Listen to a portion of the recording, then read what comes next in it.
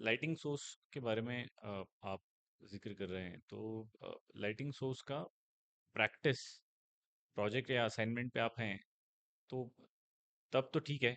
आपको पता चल ही जाएगा जब आप आउटपुट देखेंगे कि भाई शॉट बराबर आया नहीं आया या बहुत डार्क हो गया बहुत बर्न हो गया। तो जब शूट नहीं कर रहे हैं आप घर पर हैं या आइडल टाइम है तब कैसे प्रैक्टिस करेगा कोई।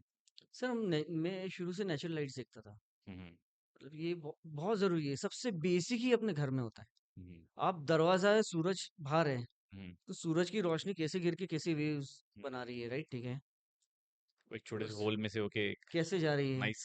अगर धुआँ है तो किस तरीके से बीम क्रिएट कर रही है, राइट? ठीक हम्म। है? तो ये लाइट्स जो है ना, ये आपको नेचर ही सिखाता है। हम्म। बादल है तो आपको कैसे लाइट मिल रही है, डायरेक्ट सन है तो आपको कैसे लाइट मिल रही है, जंगल के अंदर आप खड़े हो तो आपके ऊपर लाइट कैसे गिर रही है। ये जो है पूरी लाइटिंग जो है नेचर के ऊपर डिपेंडेंट है, और अपन जो काम कर रहे हैं वो भी बेसिकली नेचर से सरप्लस होके ही कर रहे हैं, राइट? करेक्ट इंक्लूड आप कभी भी किसी इंक्लूडेड है लाइटिंग में आप उसमें हॉरर लाइट नेचर। नहीं दोगे क्योंकि करेक्ट। नेचर का अगेंस्ट है। अगर आप ये लाइट नीचे से यहाँ से दे देते तो मैं आपको भूत दिखने लगता है यहाँ पे, ऑब्वियस सी बात है। तो ये नेचर के अगेंस्ट है। राइट। तो नेचर से जो सरप्लस होके आप सीख के काम करते हो, उससे बेहतरीन कोई चीज़ हो नहीं सकती। और आप शूट्स में और आप अपने जो भी आप काम कर रहे हो हम्म। उसमें अगर नेचर की लाइटिंग्स को भी अगर आप इन्वॉल्व करते हो उस चीज़ों के अंदर, आपको एनहांस हो जाता है बहुत। एनहांस होता है।